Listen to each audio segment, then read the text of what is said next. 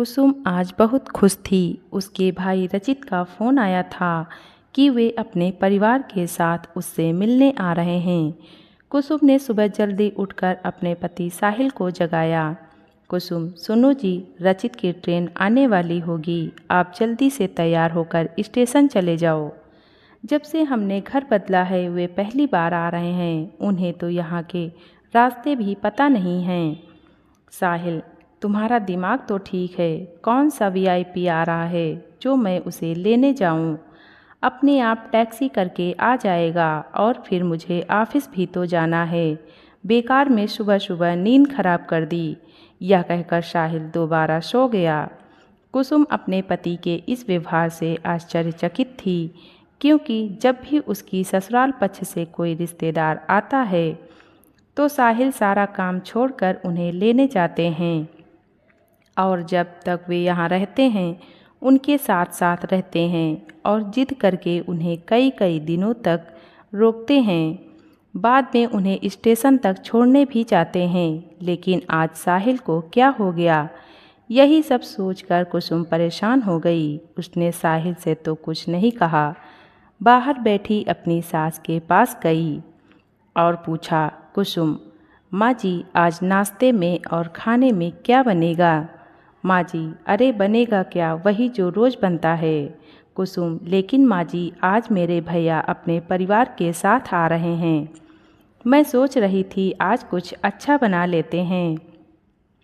माँ जी, कोई ज़रूरत नहीं है अपने पीहर वालों की खातिर करने की, नहीं वे लोग यहीं पैर फैला लेंगे।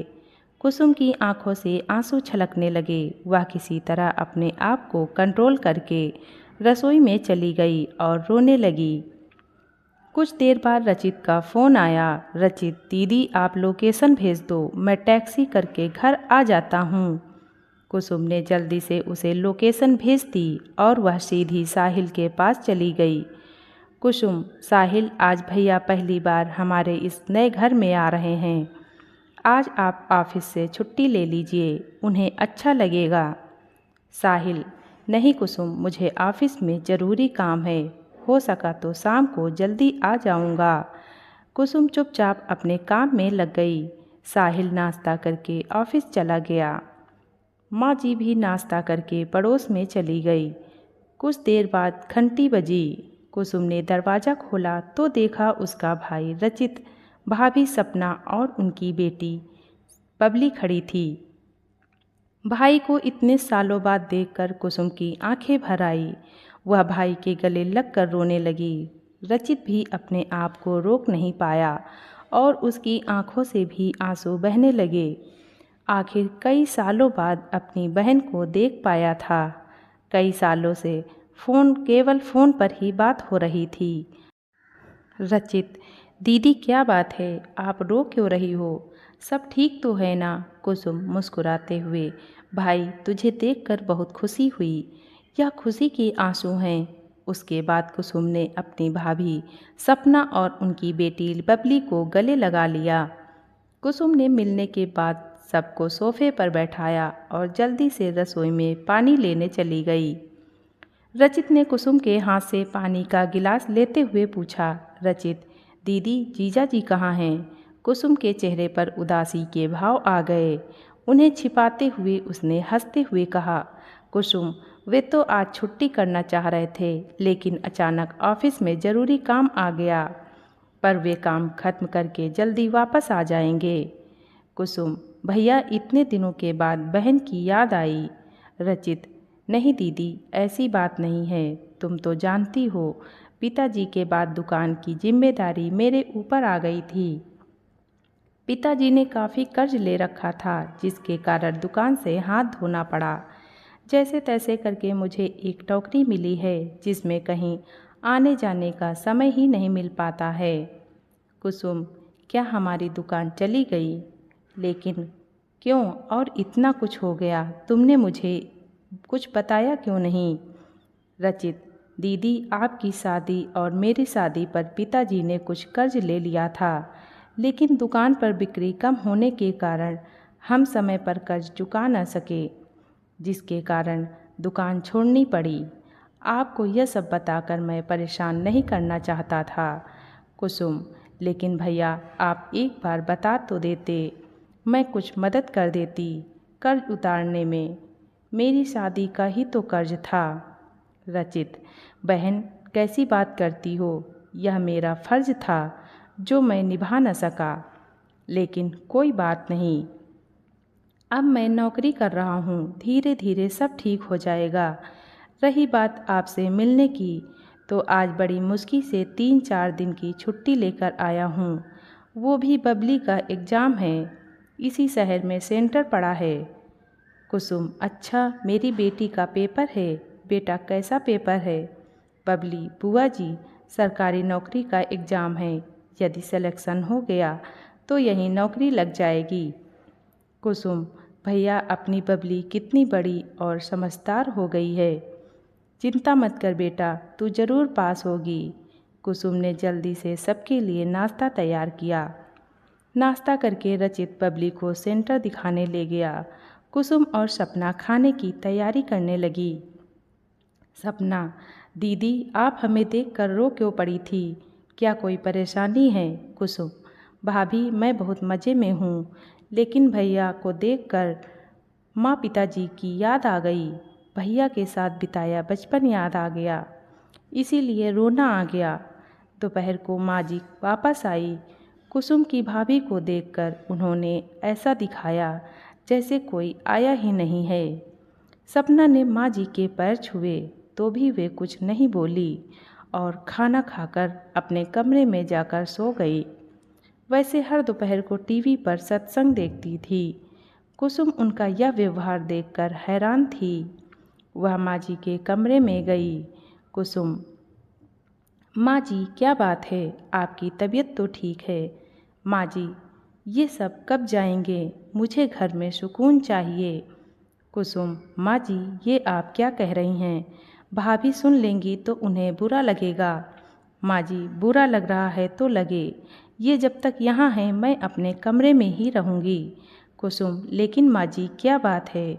माँ जी, तुझे नहीं पता इन्होंने कैसे हमारे साथ धोखा किया है।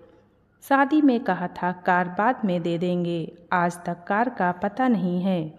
कुसुम, माँ जी धीरे बोलिए, आपको तो पता है शादी के समय कितना कर्ज हो गया था। उसके 2 महीने बाद पिताजी चल बसे, कर्जे के चक्कर में हमारी दुकान भी चली गई। अब तो भैया नौकरी कर अपना खर्च भी बड़ी मुश्किल से चला रहे हैं, कार कहाँ से देंगे? माँ जी, अच्छा तभी ये छुट्टी मनाने और फ्री में मेरे बेटे के पैसों पर मौज उड़ाने यहाँ आए हैं। कुसुम, नहीं माँ जी, वे तो बबली के एग्ज़ाम के चक्कर में आए हैं। माँ जी, ठीक है, इनसे कह दे पेपर ख़त्म होते ही चले जाएं। कुसुम की आंखों में आंसू थे। तभी उसने दरवाजे के पास एक परछाई देखी। वह अंदर तक काँप गई। उसे लगा जैसे उसकी भाभी ने सब सुन लिया। कुसुम जल्दी से आंसू पोंछकर रसोई में गई तो देखा सपना बर्तन साफ कर रही थी। सपना, दीदी खाली बैठी थी तो सोचा बर्तन ही साफ कर दूं। कुसुम, भाभी मैं जानती हूँ आपने सब सुन लिया, लेकिन आपको मेरी कसम भैया को कुछ मत बताना। सपना, दीदी मैंने ज़्यादा कुछ नहीं सुना, बस यह समझ आया माँ जी हमसे नाराज़ हैं। वैसे भी बुजुर्गों की बात का क्या बुरा मानना। कुसुम सपना से नज़रें नहीं मिला पा रही थी। कुछ देर में रचित और बबली भी आ गए। सपना ने खाना परोस दिया। रचित खाना खाकर कुछ देर सोने चला गया। शाम को साहिल अपने समय पर आया। रचित ने साहिल के पैर छुए। साहिल, और रचित कैसे हो?